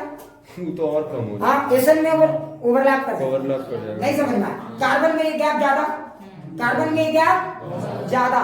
सबसे ज्यादा किसका है? कार्बन का। हाँ समझ में आ रहा है ना, डायमंड का ही है ना सर। हाँ ये गैप, एनर्जी गैप, ये सब वैल्यूज याद रख लो नीट वाले लोग, ये जाके देख लो। हाँ डायमंड का सबसे खतरनाक एनर्जी गैप, ठीक है? अब डेटा जाके चेक कर लेना, ठीक है? डायमंड, उसके बाद सिलिकॉन का याद रख लो, ये सबसे फेमस है। अब कुछ लोग बोलेंगे sir why silicon is preferred over germanium, जबकि जर्मेनियम में तो कम एनर्जी गैप। हाँ जर्मेनियम तो आसानी से करंट कैरी कर सकता है, फिर सिलिकॉन को इतना इज्जत देने की क्या जरूरत है? वो आगे पढ़ेंगे। सिलिकॉन बहुत आसानी से अवेलेबल है इसलिए क्या? हाँ ये बात सही है, सिलिकॉन तो रेत है भाई, तो बहुत आसानी से अवेलेबल है इसलिए क्या? तो मैक्सिमम लोग यही सोचते हैं सर बहुत आसानी से अवेलेबल होता है, चले जाइए सहारा, कितना सिलिका उठा के लाना है, उठा के लिए जितना बनाना है बना के दिखा दीजिए। हर सिलिकॉन से बन जाता है। हाँ तो फैब्रिकेशन करना पड़ता है, घर के बगल में जो है उससे भी बन जाएगा। तो क्या लग रहा है? फैब्रिकेशन मेन होता है, ठीक है? चलो आगे बढ़ते हैं, यहाँ तक क्लियर, ठीक है? एकदम अच्छे समझ में आ गया। अगर किसी को डाउट है तो पूछो, किसी को भी डाउट है तो पूछो भाई। यहाँ तक क्लियर, अच्छे से समझ में आ गया? हाँ थोड़ा सा ध्यान से सुना, पूरा कहानी को एकदम अच्छे से समझना, मजा आ रहा है। अच्छा एक बात बता, अगर हम सिलिकॉन के बारे में पढ़ रहे हैं, जर्मेनियम के बारे में पढ़ रहे हैं, ये तो आने वाला समय में पता चल जाएगा कि सिलिकॉन को प्रेफर्ड क्यों किया जाता है। लेकिन हम पहले यहाँ पे एक बड़ा इंटरेस्टिंग फैक्ट तुमको समझा देते हैं कि इलेक्ट्रॉन और होल्स की कहानी क्या है। एक्चुअली हम वहां की बात करें, ठीक है? तो पहले हम क्या बता रहे हैं आपको, इलेक्ट्रॉन और होल्स की कहानी, ठीक है? तो थोड़ा सा ध्यान से सुनना, ठीक है? और उसके बाद बताएंगे इंट्रिंसिक सेमीकंडक्टर और एक्सट्रिंसिक सेमीकंडक्टर किसे कहते हैं और क्यों ये जरूरी है। चलो तो पहले कौन सा पार्ट पढ़ना चाहोगे, पहले इंट्रिंसिक वाला, एक्सट्रिंसिक वाला, या इलेक्ट्रॉन होल्स की होल्स, इलेक्ट्रॉन होल्स की कहानी? चलो ठीक है, तो आराम से समझते, पहले एकदम आराम से, प्लीज लिखना मत, सिर्फ सुनो, पहले एकदम आराम से। पहले ये समझो कि मान लो हमने सिलिकॉन लिया, इसका एनर्जी गैप कितना बोलो? 1.1। बार बार बोलेंगे दिमाग में स्ट्राइक करते रहेगा, 1.1 इलेक्ट्रॉन वोल्ट है। अच्छा बताओ क्या नॉर्मली अच्छा इस सिलिकॉन को देखो, थोड़ा ध्यान से देखो, अगर मान लो अभी फिलहाल बताओ बहुत कम टेम्परेचर में इलेक्ट्रॉन को ढूंढोगे तो कहां मिलेगा? यहाँ की यहाँ नीचे मिलेगा। वो कौन से बैंड में मिलेंगे? अच्छा T=0 केल्विन में सारे के सारे इलेक्ट्रॉन कहां मिलेंगे? Valence band. तो बताओ अगर T=0 केल्विन में एक भी इलेक्ट्रॉन को बोलोगे मेरे लिए करंट कैरी कर दो, मेरे लिए एनर्जी ट्रांसफर कर दो, क्या वो करेगा? नहीं करेगा। मतलब T=0 केल्विन में ये क्या बन जाएगा? इंसुलेटर। क्या ये बात सबको समझ में आ गई? अरे इंसुलेटर बनेगा कि नहीं बनेगा भाई? अरे बनेगा ना इंसुलेटर। तो T=0 केल्विन पे ये प्योर इंसुलेटर है। क्यों भाई? कोई भी इलेक्ट्रॉन कंडक्शन बैंड में है ही नहीं जो आपके लिए करंट कैरी कर सके, ठीक है? अच्छा जरा सोचो अगर आपने थोड़ा सा टेम्परेचर और बढ़ाया, थोड़ा टेम्परेचर बढ़ाया, रूम टेम्परेचर, क्या ये रूम टेम्परेचर इतना होता है कि बहुत सारे इलेक्ट्रॉन यहां से यहां आ गए? नहीं। तो अगर आपने टेम्परेचर बढ़ाया तो कुछ इलेक्ट्रॉन यहां से उठ के यहां आ गए, और कुछ इलेक्ट्रॉन जब यहां से यहां आ गए तो यहां बेसिकली क्या बनेगा? होल्स। समझ में आया कि नहीं आया? अच्छा एक बात बताओ, जितने इलेक्ट्रॉन यहां से उठ के ऊपर गए क्या उतने जगह खाली हुए? बिल्कुल। तो जितने जगह खाली हुए उन्हें हम कहते हैं नंबर ऑफ होल्स, और जितने इलेक्ट्रॉन आपका करंट कैरी करने के लिए तैयार है उन्हें हम क्या कह रहे हैं? Number of electrons. समझ में आया? यानी किसी भी सेमीकंडक्टर डिवाइसेस में प्योर, याद रखना प्योर, किसी भी प्योर सेमीकंडक्टर डिवाइसेस में नंबर ऑफ इलेक्ट्रॉन्स और नंबर ऑफ होल्स की संख्या सेम होती है कि अलग होती है? सेम होती है। दैट्स व्हाई कुछ लोग एक वर्ड यूज करते हैं, number of electron is equal to number of holes, और इसे एक और वर्ड के साथ इंडिकेट करते हैं Ni, नंबर ऑफ इलेक्ट्रॉन्स और होल्स इन इंट्रिंसिक सेमीकंडक्टर्स। समझ में? Ni ये रिप्रेजेंट कर रहा है इंट्रिंसिक, प्योर। अब एक दिमाग में एक सवाल आता है कि सर इलेक्ट्रॉन तो वहां चला गया तो करंट तो कैरी हो रहा है, क्या बहुत सारे इलेक्ट्रॉन गए या बहुत कम गए? बहुत कम। बहुत कम गए। अगर मैं ये डेटा बताऊंगा आप शायद दंग रह जाओगे। पता है कुछ लोग डेटा देख के, डेटा ही सब कुछ कहता है। कुछ लोग बोलेंगे सर आप तो बड़ा डुअल नेचर शो कर रहे वही हैं। ना। हाँ, कुछ लोग ये बात कह सकते हैं। मैंने क्या बोला, एक होते हैं डेटा जिससे रिजल्ट समझ में आते हैं, और एक होते हैं यूजलेस डेटा जिससे रिजल्ट समझ में नहीं आते। और समय की भी यही मांग है, डुअल नेचर शो करते हो। मैं अपने बिजनेस में फ्लॉप क्यों? क्योंकि मैं डुअल नेचर शो नहीं कर पा रहा। लेकिन समझ में आया? क्लियर? हाँ सर। हाँ, जैसे लोग वैसा अपना नेचर नहीं बदल पा रहा। लोगों को क्या सुनना अच्छा लगता है वो मैं नहीं कर पा रहा। ठीक है। ठीक है, अब आगे देख। तो यहां थोड़ा सा ध्यान से सुन, आराम से देखना, टेंशन मत ली, आराम से देख, मजा आ जाएगा। ठीक है, तो मैं क्या बोल रहा था? हाँ, मैं कह रहा था डेटा ही सब कुछ कहता है। आज के बाद से ना तुम यकीन मानोगे कि डेटा में कितनी ताकत है। क्यों लोग डेटा क्राइम कर रहे हैं? तुमने सुना होगा कि अगला बार जब भी वर्ल्ड वॉर होगा उसमें इंफॉर्मेशन का वॉर होगा, सुने होंगे, डेटा वॉर होगा। क्यों डेटा वॉर होगा? आज ये साबित करके दिखाते तो क्यों डेटा ही सब कुछ है। आराम से कर लेते हैं। अच्छा एक बात बताओ, क्या यहां से इलेक्ट्रॉन ऊपर चले गए? ध्यान से सुनना, लिखना मत। इलेक्ट्रॉन होल्स की कहानी चलकर बात बताते हैं, थोड़ा सा कहानी को ट्विस्ट करते हैं। अच्छा बताओ, यहां से जितने इलेक्ट्रॉन ऊपर चले गए, number of electron, number of holes तो चले गए। क्या ये नंबर ऑफ इलेक्ट्रॉन और नंबर ऑफ होल्स काफी पड़ते हैं करंट को कैरी करने के लिए? मैं सच बताऊं तो काफी नहीं पड़ते हैं। बात को समझो। और अगर ये Ni की वैल्यू देखोगे ना, तो Ni की वैल्यू होती है 1.5 into 10 power 10 at room temperature। कुछ लोग बोलेंगे सर इतना नंबर ऑफ इलेक्ट्रॉन है और आप कहते हैं ये काफी नहीं पड़ रहे, ये तो गजब की बात हो गई सर। 10 power 10 इलेक्ट्रॉन्स है ना भाई। अच्छा तो ये कितने इलेक्ट्रॉन्स है? 10 power 10 इलेक्ट्रॉन्स है, जो रूम टेम्परेचर में, सिलिकॉन के रूम टेम्परेचर में आपको कंडक्शन बैंड में दिखेंगे पर क्यूबिक सेंटीमीटर में। मतलब अगर आप 1 क्यूबिक सेंटीमीटर का सिलिकॉन का वेफर्स लोगे, प्योर सिलिकॉन का, सिलिकॉन समझते हो ना, प्योर सिलिकॉन का 1 क्यूबिक सेंटीमीटर, याद रखना पर क्यूबिक सेंटीमीटर, 1 सेंटीमीटर लंबा ले लो, 1 सेंटीमीटर चौड़ा ले लो, इस तरह से। समझ में आ रहा है? इसमें देखोगे तो आपको 1.5 के बाद में बात करेंगे, 10 power 10 इलेक्ट्रॉन्स दिख रहे हैं। और इतने इलेक्ट्रॉन्स तो है और साथ में इतने होल्स भी है भाई। तो कुछ लोगों ने पगलाया, इतने इलेक्ट्रॉन्स है फिर भी कहता कुछ नहीं। मुझको जरा याद करो कंडक्टर्स में मैंने क्या बताया था? 10 power 29 10 power 29 पर क्यूबिक मीटर। अगर पर क्यूबिक सेंटीमीटर में चले जाओ तो बाई 6 से डिवाइड कर दो, तो 10 power 23। मतलब तुम सोचे, एक सेकंड लिखना मत, तुम जरा ध्यान से देखो, 10 power 23 एटम्स होते हैं एक नॉर्मल सिचुएशन में। अगर आप कैलकुलेशन करने जाओ तो 10 power 23 एटम्स है। 10 power 23 एटम्स के बावजूद मुझे मिला है मात्र 10 power 10। मतलब तुम सोचो अगर इसको डिवाइड करोगे तो हर 10 power 13 एटम्स ने सिर्फ एक इलेक्ट्रॉन को लूज किया है। नहीं समझ मैं क्या कह रहा हूं, समझ में आ रहा है ना? अरे जरा देख, अगर तुम इस डेटा को देखो, 10 power 23 एटम्स में 10 power 10 इलेक्ट्रॉन्स हैं। मतलब एक बात बताओ, 10 power 23 एटम्स है सिलिकॉन में, ठीक है, और तुम इलेक्ट्रॉन को ढूंढोगे लावारिस इलेक्ट्रॉन तो कितने दिख रहे हैं? 10 power 10। मतलब बताओ तो कितने लोगों ने मिलकर मात्र एक इलेक्ट्रॉन को लूज किया है। तो अगर तुम इस डेटा पे जाओगे तो एक इलेक्ट्रॉन के लिए 10 power 13 एटम्स। मतलब तुम सोचो 10 power 13 एटम्स में से इतने सिर्फ एक इलेक्ट्रॉन एक्साइट हुआ है। मतलब इस एनर्जी की ये कहानी है। नॉर्मल टेम्परेचर में सिर्फ एक इलेक्ट्रॉन एक्साइट हुआ है। आप समझते हैं ये डेटा बड़ा है क्या? बहुत छोटा है। बात को समझो। हाँ, अगर आप टेम्परेचर बढ़ाओगे ये डेटा चेंज होगा कि नहीं होगा? टेम्परेचर बढ़ाओगे ज्यादा से ज्यादा इलेक्ट्रॉन जाएगा। लेकिन ये रूम टेम्परेचर की कहानी है। अब अंग्रेज गया पगला, समझ में आया? वो बोला भाई हम बनाएंगे सेमीकंडक्टर डिवाइस, समझ में आ रहा, हम बनाएंगे डिवाइस और हमारा गुलाम लोग यूज करेगा। समझो बात को, गुलाम तो हम ही लोग थे ना भाई। और गुलाम कहने का मतलब क्या है समझो, इंडिया का टेम्परेचर ज्यादा है तो सेमीकंडक्टर डिवाइस तो इंडिया में परफॉर्मेंस दे रहा था और बेचारा यूरोप में खराब परफॉर्मेंस दे रहा था। हम लोग गया पगला, सोचा भाई हम बना रहे हैं, करंट लोग कैरी करेगा, ऐसा हम होने नहीं देंगे। समझ में आ रहा है? समझो बात को, समझ में आ रहा? लोग तो इस बात में उलझ में पड़ गए, अब क्या करें? तब उनके दिमाग में आया किसी भी चीज का परफॉर्मेंस बढ़ाना है तो आपको जानबूझ के उसमें इंप्योरिटी को ऐड करना चाहिए। अगर किसी भी चीज का परफॉर्मेंस बढ़ाने के लिए आप जानबूझ के इंप्योरिटी ऐड करते हो, डेलिब्रेट इंटेंशनल एडिशन, डेलिब्रेटली जब आप किसी भी चीज का परफॉर्मेंस बढ़ाने के लिए इंप्योरिटी ऐड करते हो उसे हम कहते हैं डोपिंग। ये सुने होंगे बहुत सारे एथलीट डोपिंग में फंस जाते हैं। हाँ, ये हार्मोन से स्ट्रॉइड्स तो फलाना ढेकना ले लेते हैं, बॉडी बिल्डर से स्ट्रॉइड्स ले लेते हैं, इसको कहते हैं डोपिंग। डोपिंग का मतलब क्या समझो, जानबूझ के आप अपने परफॉर्मेंस को इंक्रीज करने के लिए। डोपिंग कितना खतरनाक है ओलंपिक में, आप सुने होंगे कि अगर कोई खिलाड़ी 4 साल बाद 5 साल बाद भी अगर प्रूव हो गया कि वो डोपिंग लेके वहां पे ये किया है तो उसका मेडल छिना जाता है। पता है कि नहीं बात? तो डोपिंग कितना खतरनाक चीज है ओलंपिक्स वगैरह में, समझने की कोशिश करो। तो अगर आपने जानबूझ के किसी भी चीज के परफॉर्मेंस को इंक्रीज करने की कोशिश की, उसे हम कहते हैं डोपिंग। प्योर सिलिकॉन के साथ क्या समस्या है, गुलाम तो यूज कर लेंगे लेकिन मालिक ही यूज नहीं कर पाएगा, तो मालिक को ये कभी बर्दाश्त होगा क्या? नहीं होगा ना। तो उन्होंने क्या करना शुरू कर दिया इस डिवाइस के साथ, इस डिवाइस के साथ डोपिंग करना शुरू कर दिया। और जब आप डोपिंग कर देते हो तो ये फिर क्या प्योर रहा या इम्प्योर हो?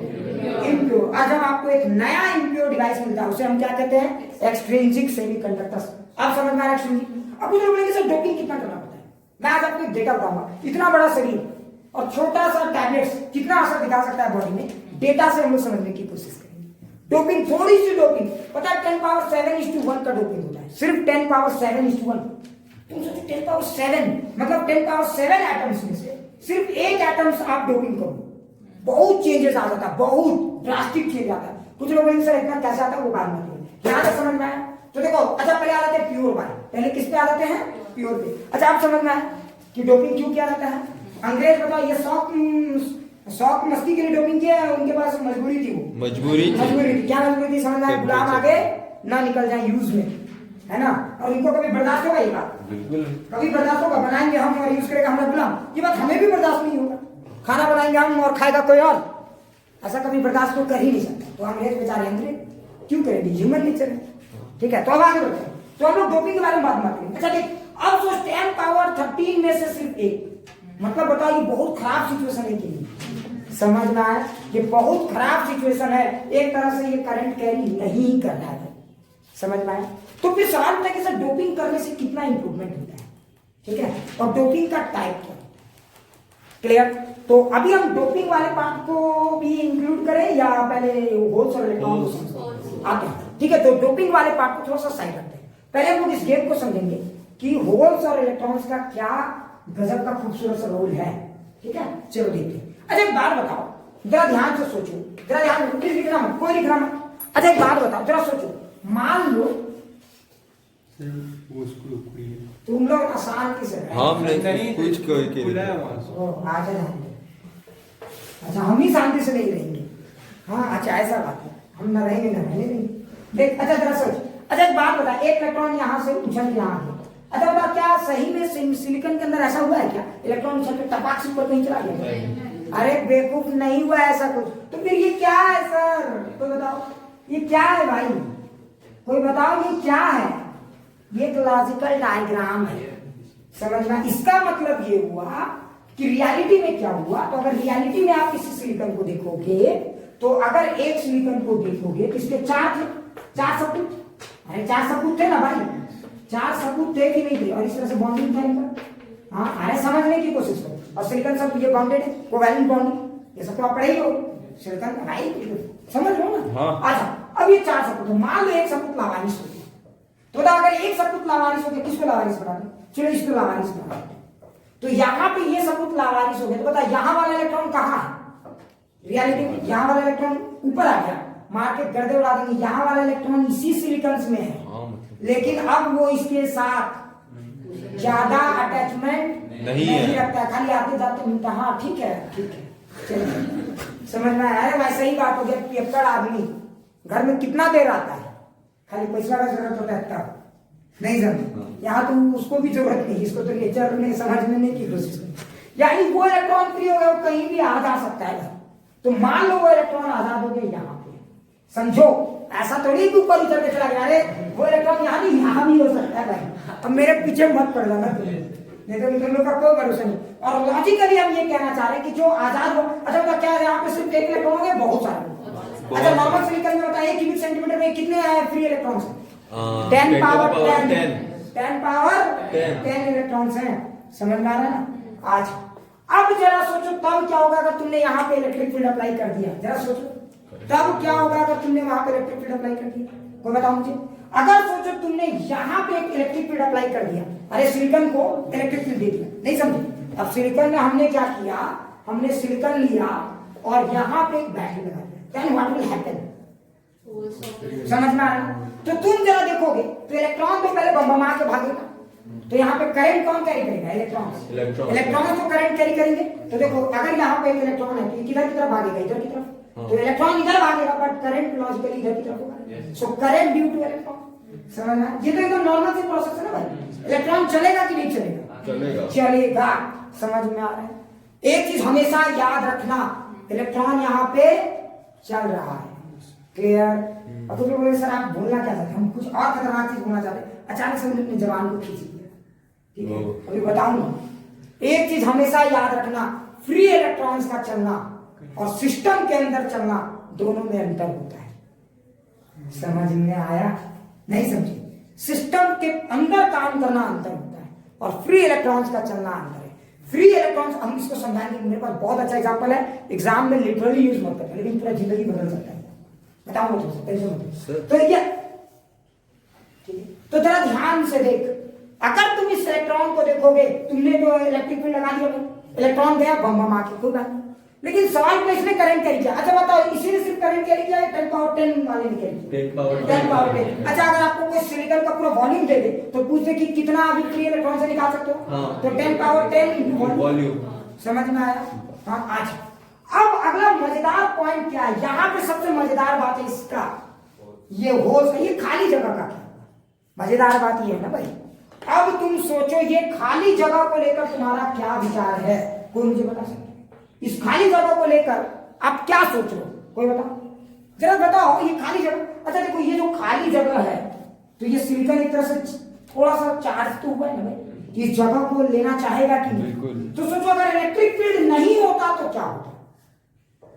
इलेक्ट्रिक फील्ड नहीं होता तो क्या होता? ये सिलिकॉन कोशिश करेगा कि यहाँ वाला इलेक्ट्रॉन को अट्रैक्ट कर ले, लेकिन ये सिलिकॉन छोड़ देगा क्या?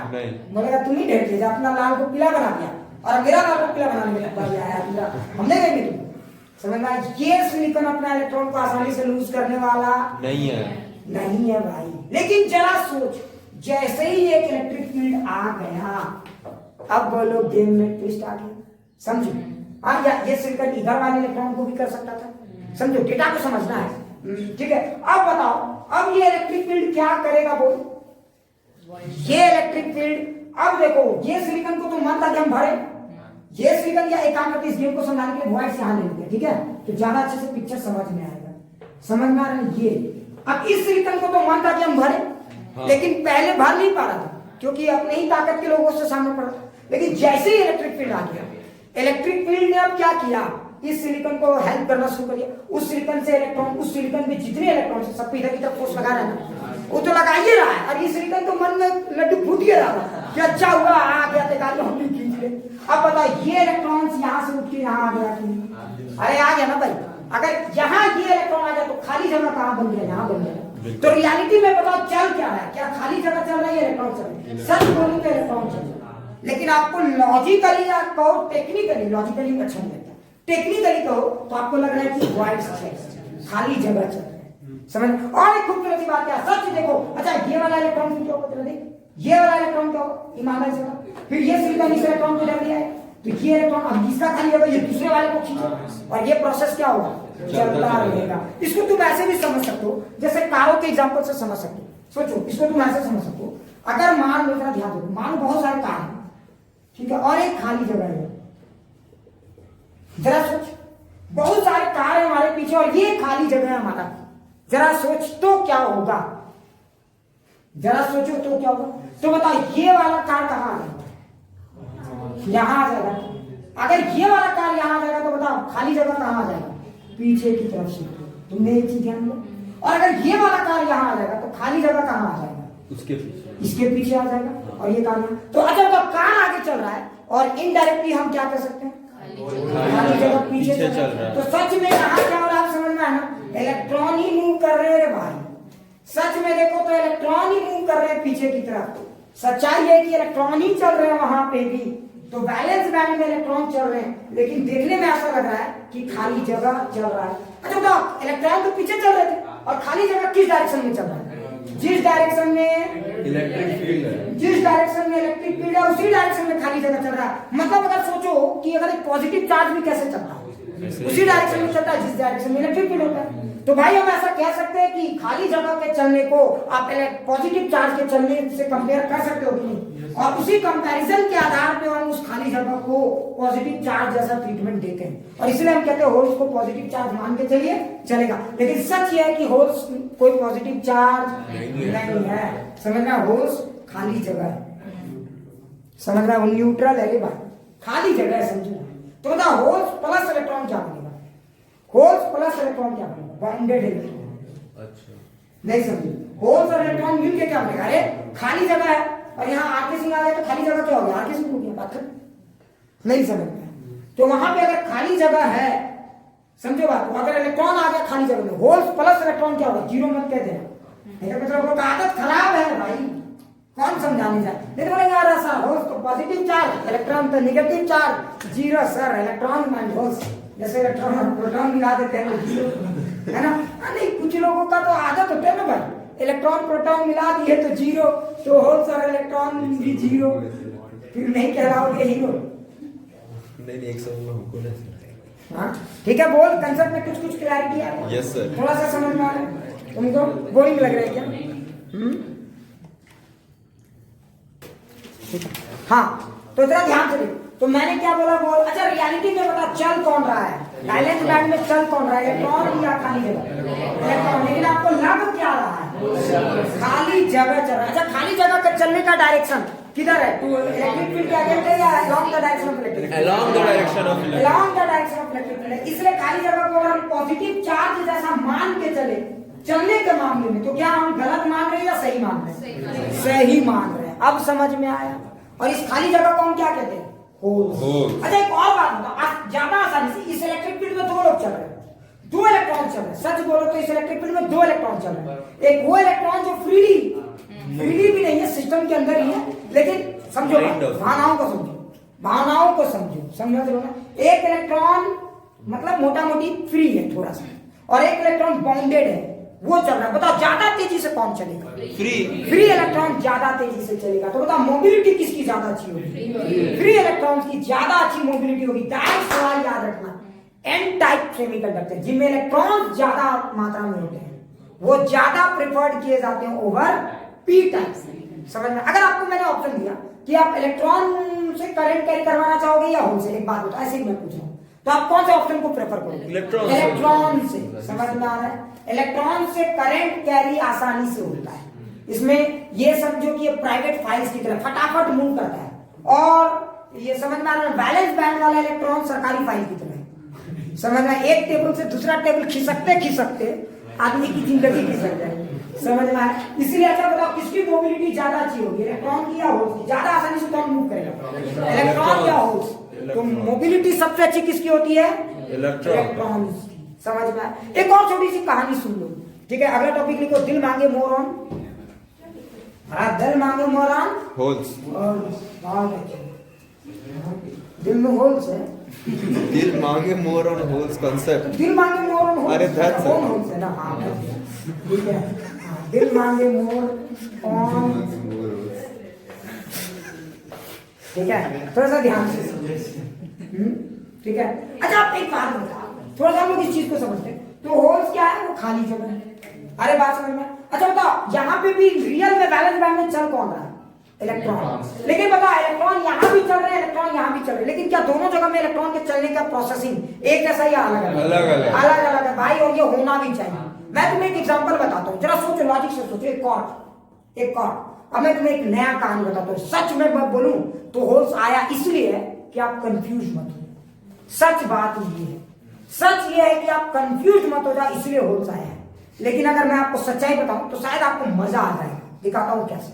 थोड़ा सा बस इसको सिलेबस के पार्ट के साथ नहीं जोड़ना है, लेकिन लॉजिकली आप सोच सकते हो, लॉजिकली। अच्छा एक बात बोला, एक कॉर्ड, जरा सोचो, अगर हमारे पास एक कॉर्ड है और मैं इसको फ्रीली मतलब कोई सिस्टम से बाउंडेड नहीं है, फ्रीली गिराता हूं, तो बताओ सिर्फ इलेक्ट्रिक फील्ड की या ग्रेविटी के इन्फ्लुएंस में गिराता हूं, तो बोलो ये क्या होगा?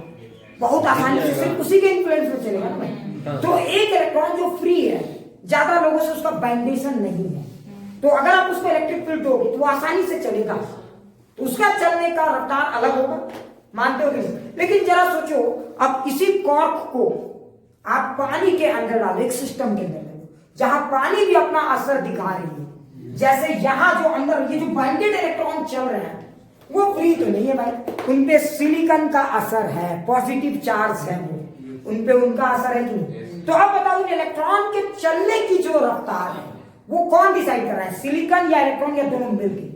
दोनों मिलकर। जैसे कॉर्क पानी में जब डुबोया जाता है तो उसके चलने की रफ्तार दो लोग मिलकर डिसाइड करते हैं, ग्रेविटी और बायन फोर्स सिस्टम। उसी तरह से इस इलेक्ट्रॉन के चलने की रफ्तार को डिसाइड कौन कर रहा है, ये दो लोग मिलकर। और मैं सच बताऊं तो जब ये दो लोग मिलकर डिसाइड करते हैं ना, तो यहां पे भी इलेक्ट्रॉन का जो समझ में आ रहा है ना बिहेवियर, जब पलट जाता है, समझ में आया? और जैसे या तो कॉर्क का बिहेवियर पलट जाता है कि कॉर्क रियलिटी में क्या पॉजिटिव, अरे कॉर्क रियलिटी में क्या पॉजिटिव मास है, मास नेगेटिव नहीं होता ना, तो बता मास नेगेटिव नहीं होता तो बता आप जानते हो कि नीचे जाएगा, मास तो नीचे जाएगा, लेकिन वही कॉर्क जब पानी में आता है तो ऊपर जाने लगता है। हाँ, तो एक तरह से वहां पे नेगेटिव मास भी अगर कॉर्क